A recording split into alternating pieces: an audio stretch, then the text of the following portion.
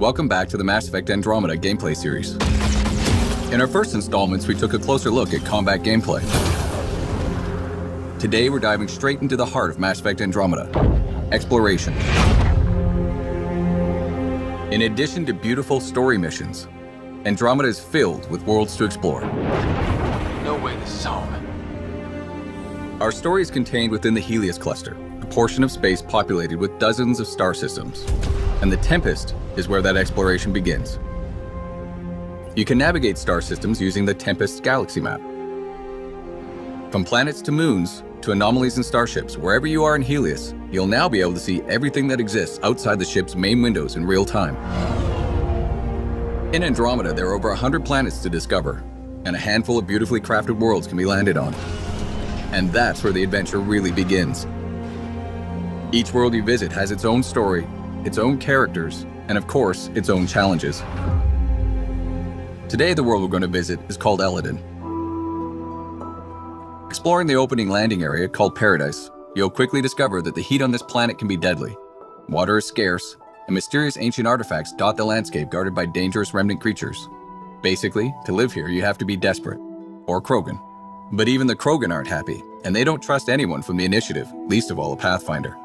How you deal with the Krogan and these challenges will ultimately determine your success on Eladin. We need the Krogan, and the Krogan need us. Before you set out, you'll get an update from your AI, pointing out key locations. The Remnant monolith suggests this was indeed supposed to be a golden world. We're going to start the adventure by heading over to the Krogan colony, but the choice of where to go is ultimately yours.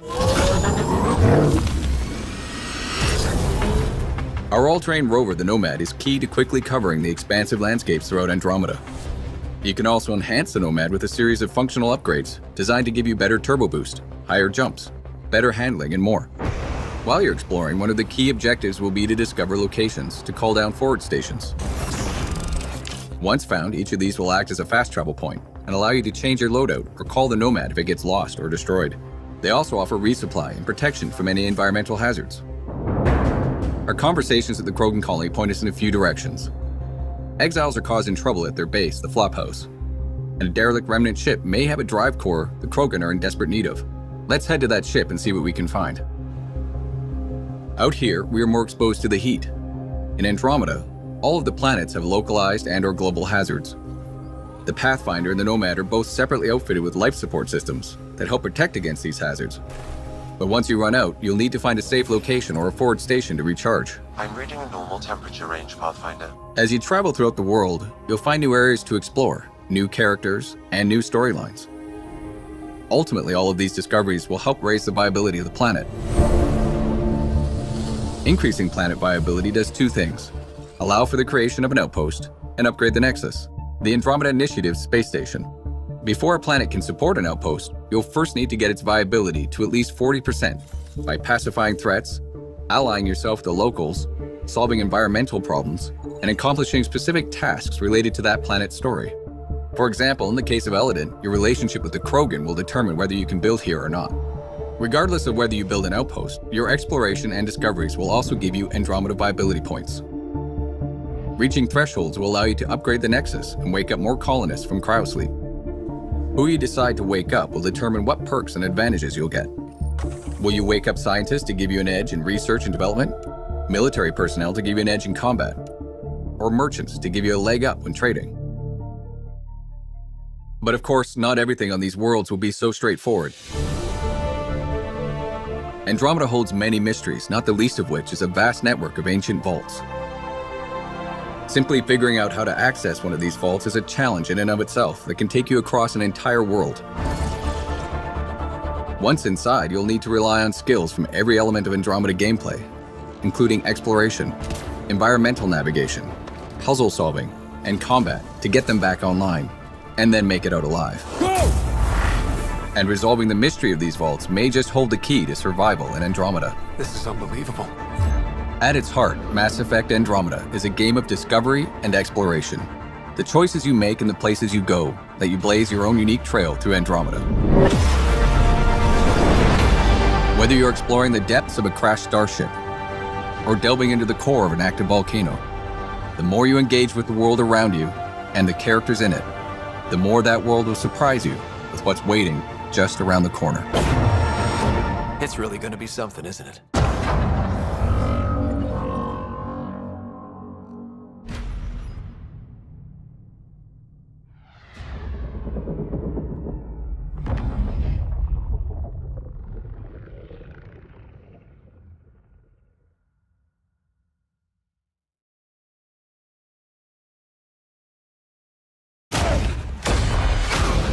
Welcome back to the Mass Effect Andromeda gameplay series.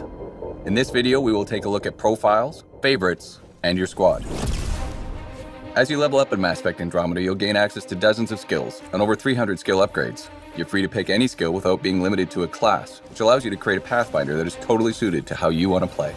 As we discovered last time, there are three main types of skills in the game: combat, tech, and biotics. As you unlock skills over the course of the game, you'll also start gaining access to profiles. There are 7 types. Let's take a look at 2 of them, the Adept and the Explorer. The Adept profile is perfect for players who want to specialize in biotics. As you choose more biotic skills, the Adept profile will give you bonuses to suit your playstyle. And as you can see, choosing Adept gives bonuses to duration and damage of your biotics. The more you invest in those skills, the higher level profiles you can unlock. Or maybe you want to be more versatile, choosing some combat mixed with biotic and tech skills. This will unlock the Explorer profile, giving you perks and buffs that enhance all your abilities. And of course, you can swap these profiles at any time, allowing you to keep the action fresh, giving you a number of ways to tackle every battle, and making sure you never feel locked into a particular style of play. This brings us to favorites. Favorites are a quick way to map 3 skills and a single profile to one slot. Anytime during combat, you can switch between one of these 4 slots, giving you access to up to 12 of your favorite skills during the course of a single fight. Here's an example. In this battle, I've equipped a favorites loadout designed for long-range combat, utilizing cloak and a sniper rifle to suppress oncoming enemies. The sniper alone isn't enough, so I'll deploy an assault turret and toss some grenades before switching to my second favorites loadout. It's designed for close quarters combat.